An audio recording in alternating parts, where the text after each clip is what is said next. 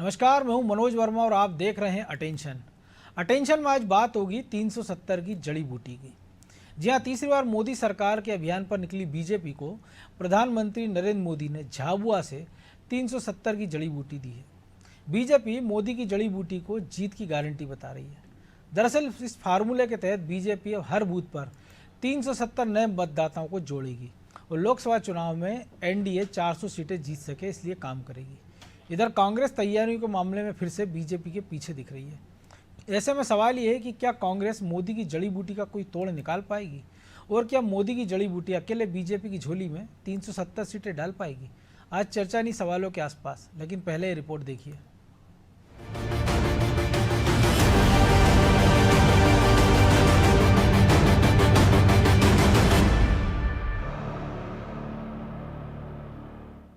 तीन 370 पार करना चाहिए कि नहीं करना चाहिए? 370 से ज्यादा सीट आनी चाहिए कि नहीं आनी चाहिए? लेकिन लाओगे कैसे?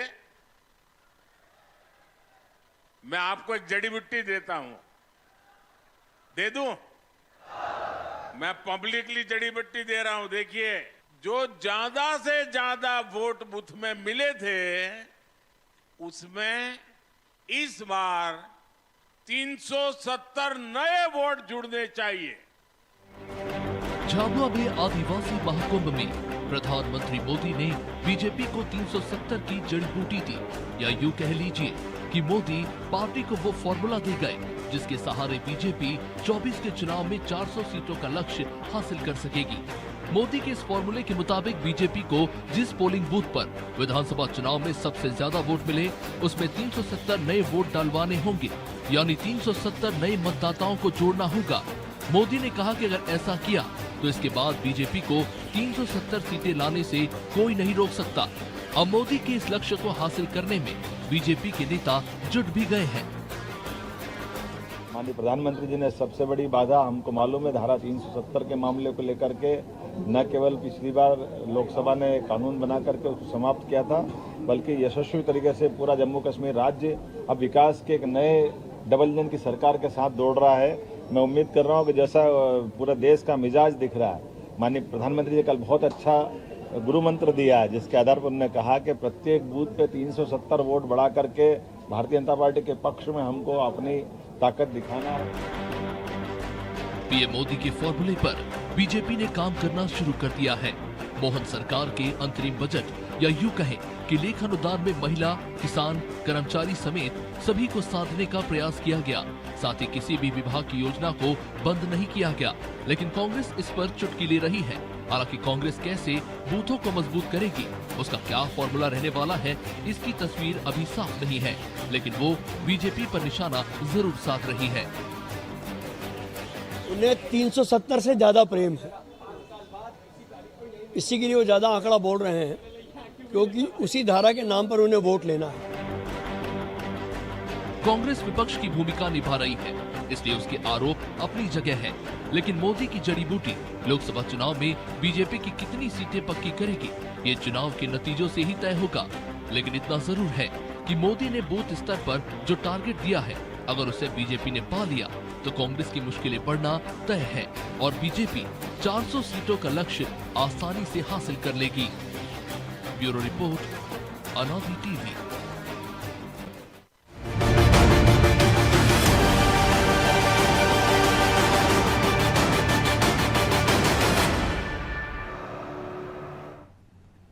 तो इसी मुद्दे पर चर्चा करने के लिए हमारे साथ जुड़ गए हैं वरिष्ठ पत्रकार सुरेश शर्मा और हमारे सहयोगी प्रभु पटेरिया और ब्रजेश चौक से। वो स्वागत है शर्मा जी आपका अनादि टीवी में। और बीजेपी तो पहले से ही कह रही थी हर बूथ पे उनको 10% एक्स्ट्रा वोट चाहिए, और अब तो मोदी नया मंत्र भी दे गए कि हर बूथ पे अगर 370 वोट एक्स्ट्रा डलवा दिया आपने, तो अगर मध्य प्रदेश के संदर्भ में बात करें तो 29 में से 28 सीटें बीजेपी के पास है और छिंदवाड़ा में पूरी तैयारी पार्टी कर रही है। तो लक्ष्य असंभव भी नहीं है और ऐसा भी नहीं जिसको मैनेज ना किया जा सके। देखिए, 3-4 मुद्दों के कारण मध्य प्रदेश सहित अन्य क्षेत्रों के, यानी देश भर के ही लगभग समझ लीजिए दक्षिण भारत के कुछ राज्यों में चमक आना शुरू हुई है, जिसकी पहले संभावना कम थी, लेकिन अभी वो संभावना बढ़ती जा रही है। तो ये तो है ही कि दो मुद्दे ऐसे हैं कि जिसके अंदर पार्लियामेंट के अंदर किए गए काम और सांस्कृतिक रूप से किए गए काम यदि दोनों साथ लेकर के चलेंगे, क्योंकि राम मंदिर सबको याद है, पर 370 थोड़ा सा धुंधलाता जा रहा था कि भाई वो तो काफी पुराना मामला हो गया, उसके बाद तो महिला आरक्षण आ गया, तो वो याद दिलाने के लिए 370 की जड़ी बूटी दे दी। यानी 370 की जड़ी बूटी मतलब धारा 370 की भी जड़ी बूटी और 370 वोट बनाने की बातें भी कर रही। बिल्कुल। तो प्रधानमंत्री जी ने बहुत ही समझदारी से चूंकि प्रधानमंत्री है तो निश्चित रूप से वो परिपक्व राजनेता हैं ही, तो भाजपा के जो सबसे दिग्गज नेताओं में से शुमार प्रधानमंत्री जी ने जिस तरीके से मंत्र दिया अपने कार्यकर्ताओं को कि आप केवल 370 एक बूथ पर बढ़ा लीजिए, तो एक पोलिंग बूथ पर यदि 370 बढ़ते हैं तो स्थिति कितनी बढ़ती है आप भी जानते हैं, हम भी जानते हैं। तो एक बड़ा मार्जिन जो है वो बीजेपी के पक्ष में आ जाएगा। पिछली बार छिंदवाड़ा की लोकसभा सीट जो है वो केवल 35-40 हजार वोटों से जीती थी, तो यदि मान लो एक बूथ पर 370 बढ़ाने की बात आ गई तो इस बार तो मामला निपट ही जाएगा। हालांकि मैं फिर अपने विश्वास के साथ कह रहा हूं कि अभी तो तेल देखिए और तेल की धार देखिए, और हमारी तीसरी वाली जो भविष्यवाणी है वो पूरी होने जा सकती है। चुनाव से पहले ही कमलनाथ परिवार जो है वो भाजपा का मेंबर हो जाएगा। पर इन सब बातों को देखते हुए जो एक कार्यकर्ता को उत्साहित करने वाला फार्मूला यदि स्वयं प्रधानमंत्री जी देते हैं तो उसमें कार्यकर्ता में उत्साह पैदा होता है। यही भाजपा का प्रदेश नेतृत्व चाहता था कि उन्हें ऐसा एक फार्मूला मिल जाए, क्योंकि अभी भी आप एक चीज को देखिए, मैं फिर से एक नई चीज शुरू कर रहा हूं आपके चैनल के माध्यम से जी। अभी भी यदि मोहन यादव जी की सरकार बनी है मध्य प्रदेश में, तो अभी क्या है, निगम मंडलों में नियुक्तियों का सिलसिला शुरू नहीं हुआ है। तो इससे कार्यकर्ता को ये उम्मीद तो है, पर यह भी देखना पड़ेगा कि निगम मंडल तो पिछले समझौते की सरकार वाले लोग ही अभी भी बैठे हुए हैं, उन्होंने कोई त्यागपत्र तो दिया नहीं। उस पर हम फिर कभी चर्चा करेंगे जी। मैं उस पे मैं जा नहीं रहा, मैं तो केवल लिंक कर रहा हूँ, उस पर चर्चा नहीं कर रहा। मैं ये कह रहा हूँ कि यदि कार्यकर्ता के मन में उत्साह पैदा करने वाली बातें हैं तो वो प्रधानमंत्री जी के माध्यम से शुरू हो सकती हैं, उन्होंने शुरू की हैं। यदि मध्य प्रदेश के नेतृत्व के माध्यम से ये बात शुरू की जाती तो ये जो मैं बातें आपको कह रहा था जिसको आप रोक रहे हो, ये बाधक बनेंगी, इसलिए ये सब चीजें प्रधानमंत्री जी के माध्यम से कही गई। तो प्रभु जी प्रधानमंत्री जी के माध्यम से कही, लेकिन एक और चीज़ भी है कि बीजेपी तो अपनी तैयारी करी, गांव चले अभियान की बात है, 370 का मंत्र भी मिल गया है, लेकिन कांग्रेस की अगर हम बात करें तो ना बूथ की बात हो रही ना किसी की। राज्यसभा के लिए सब लालायित हैं। अजय सिंह भी कह रहे हैं कि मैं जा सकता हूं, मेरे में क्या बुराई है।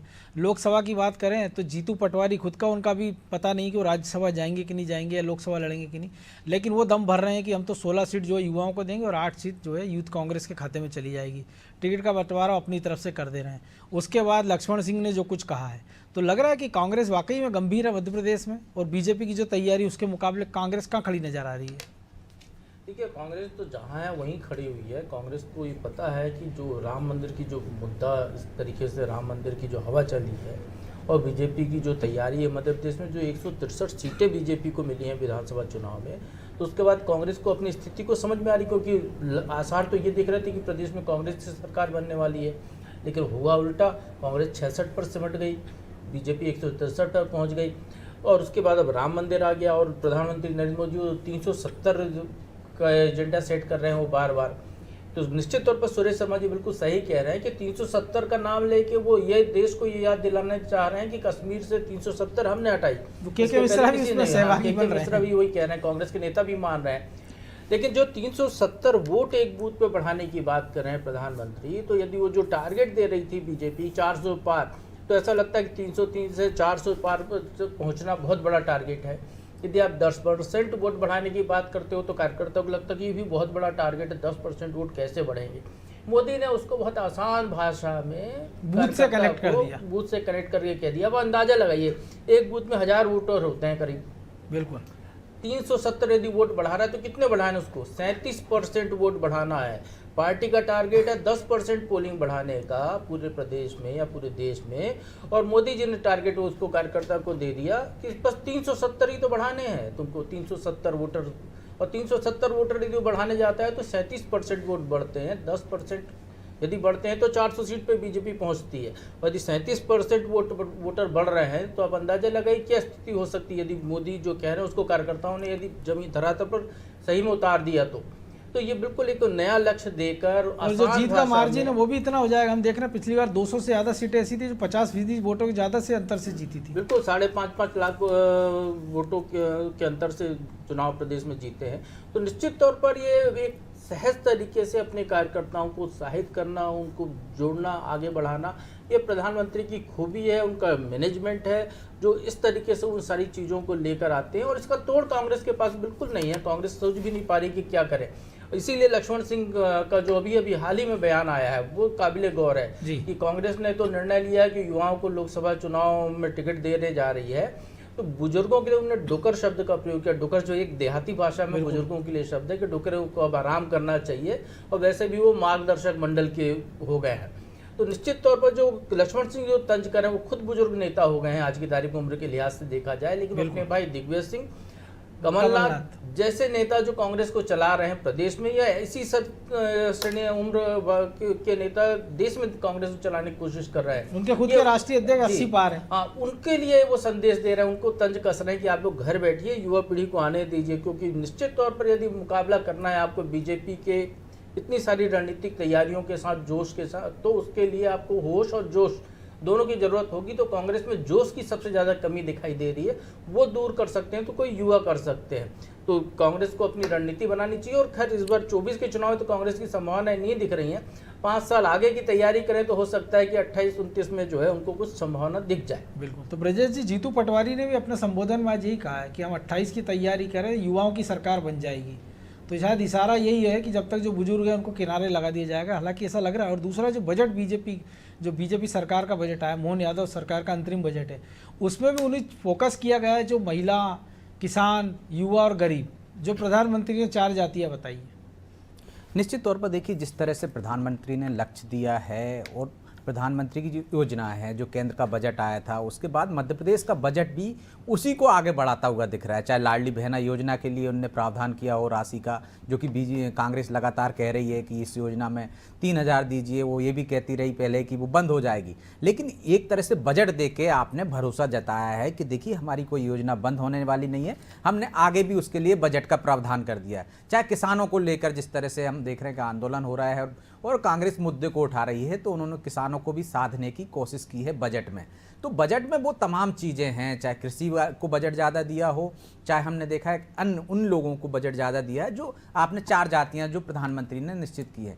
तो मध्य प्रदेश का बजट भी लोकसभा चुनाव के मद्देनजर है। जिस तरह से केंद्र सरकार की योजना है, उन योजनाओं को, उन लोकप्रिय योजनाओं को आगे बढ़ाने के लिए बजट में प्रावधान किया गया है और उस वोट बैंक को साधने का जतन किया गया है। तो दोनों तरफ देख रहे हैं, चाहे जो केंद्र का कदम हो, चाहे राज्य का कदम हो, चाहे संगठन का कदम हो, वो उसी दिशा में है जो लक्ष्य तय किया है 370 का, 400 पार का केंद्रीय आलाकमान ने। उस लक्ष्य को पाने के लिए चाहे बीजेपी का प्रदेश संगठन हो उस दिशा में कदम बढ़ा रहा हो, चाहे राज्य सरकार हो, मोहन सरकार हो, वो उस दिशा में कदम बढ़ाते दिख रही है बजट के माध्यम से। तो दोनों का अपना अपना काम है, संगठन अपना काम कर रहा है, सरकार भी उसमें सहयोग कर रही है कि वो लक्ष्य हासिल कर सके। तो बजट में वो तमाम खूबियां हमने देखी हैं कि केंद्र सरकार की लक्ष्य की और जो पार्टी के आलाकमान का लक्ष्य है उसको किस तरह से पूर्ति की जा सकती है, किस तरह से जो विपक्ष सवाल उठा रहा है उनकी भरपाई की जाए। आज देखिए आपके बेरोजगारी पर विपक्ष ने आंदोलन किया है, एक बड़ा आंदोलन, और आज ही बेरोजगारी दर आई है जिसमें कि तिमाही का आकलन किया है पिछले साल की और इस साल की,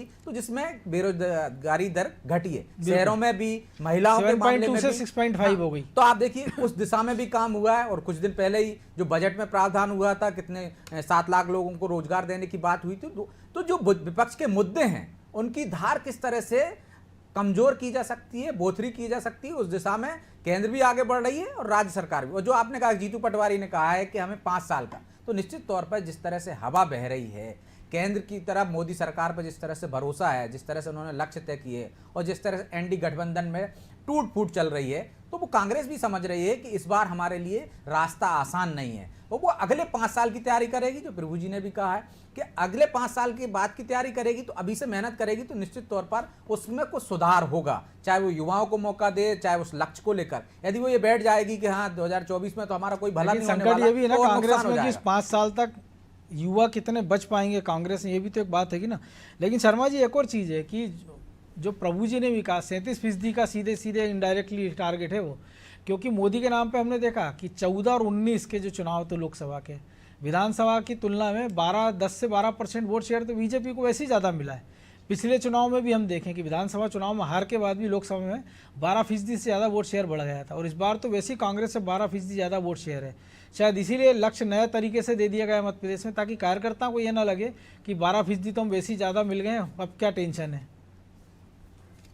नहीं, कार्यकर्ता को तो नया काम देने का रहता ही है।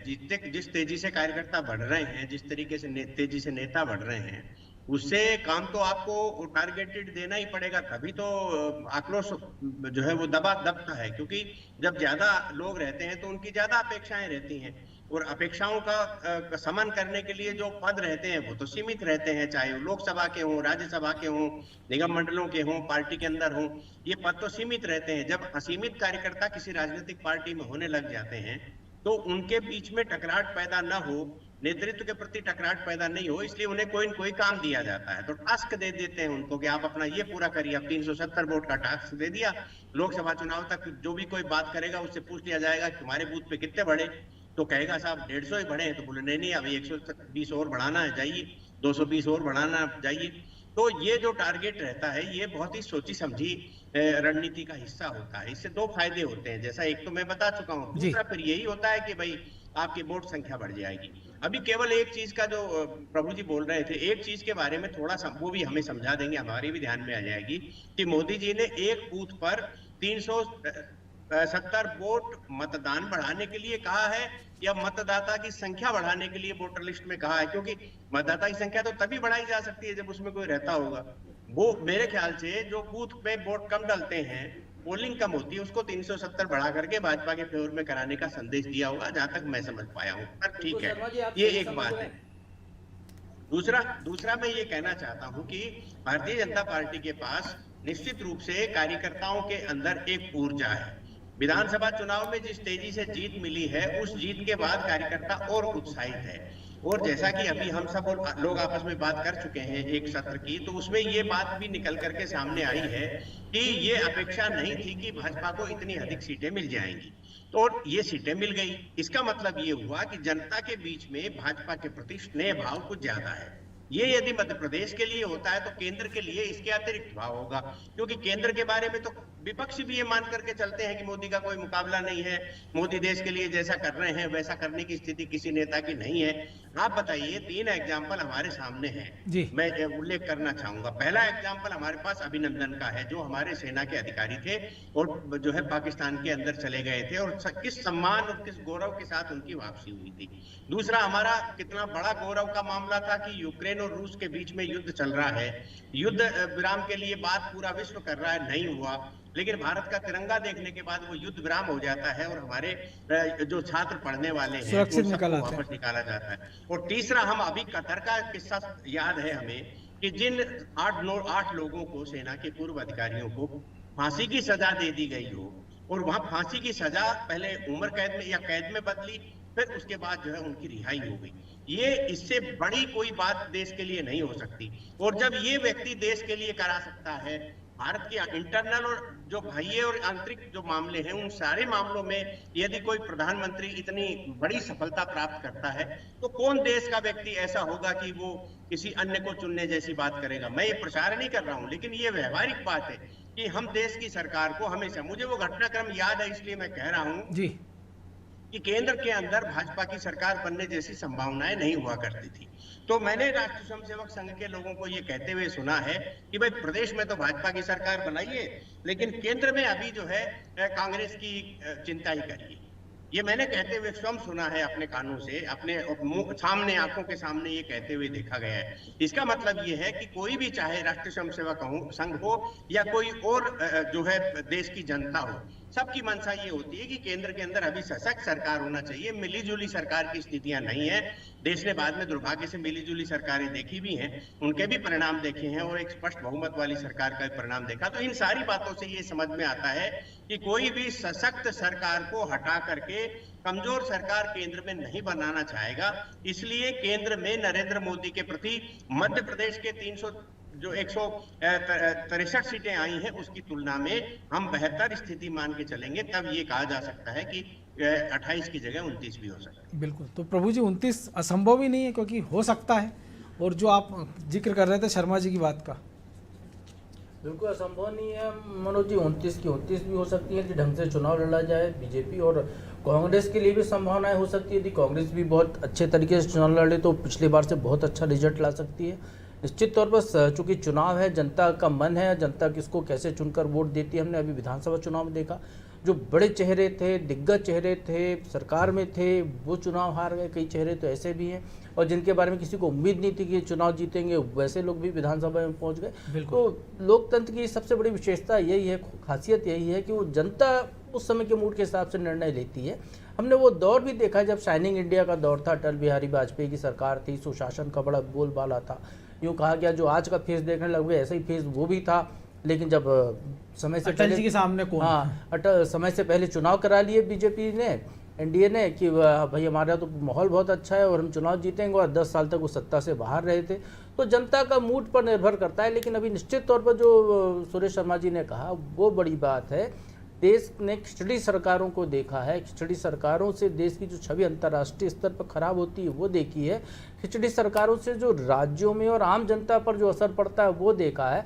तो चाहे किसी भी दल की सरकार हो, देश में बहुमत की सरकार होना जरूरी है, ये एक स्थापित हो चुका है। तो अभी जो सरकार बहुमत में अच्छा काम कर रही है तो जनता उसकी तरफ जाता हुआ दिखाई देगी निश्चित तौर पर। तो वो एक प्रयास होगा। जो सुरेश शर्मा जी जो आपने कहा, निश्चित तौर पर नरेंद्र मोदी जी ने जो है, क्योंकि वोटर लिस्ट तो बन चुकी है पूरे लोकसभा चुनाव के लिए, तो वो जो पिछले बार की तुलना में वो वोट ज्यादा बढ़ाने के लिए उन्होंने बात कही। ये हो सकता है कि जिस बूथ पे बीजेपी को जितने वोट मिले उसमें 370 एक्स्ट्रा वोट जोड़ने की बात कही। यदि अपन इसी फार्मूले पे देखते हैं कि यदि हजार वोट है एक बूथ पे, 58% पोलिंग हुई थी मध्य प्रदेश में पिछले बार बीजेपी के पक्ष में, तो 580 वोट उनको मिले थे, तो 370 प्लस करना है। शायद ये फार्मूला होगा, एक बहुत मोटा फार्मूला ये है। हालांकि ऐसा होता नहीं है सारे बूथ पर इतने ही वोट मिले और इतने ही 58% पूरे प्रदेश का एक जैसा फिगर हो। तो ये एक हो सकता है उनका वो हो, लेकिन बहुत आसान सा लक्ष्य उन्होंने दिया है जिसको, क्योंकि बीजेपी पन्ना प्रभारी ये सब स्तर पर काम करती है। तो निश्चित तौर पर जब इसको और डिवाइड किया जाएगा नीचे, तो एक एक कार्यकर्ता के हिस्से में 2-4 वोट ही आने वाले हैं। तो उसके लिए बड़ा आसान काम होगा कि वो जो मोदी जो कह रहे हैं उसको पूरा कर सके। बिल्कुल।